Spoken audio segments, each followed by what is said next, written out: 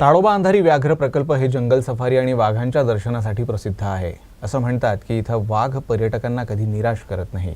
UCN न्यूजचे प्रेक्षक इंद्रजित मडावी यांना safari दरम्यान वाघाचं संपूर्ण कुटुंब एकत्र दिसलं। हे खास दृश्य त्यांनी खास यूसीएन न्यूजच्या प्रेक्षकांसाठी पाठवलं आहे।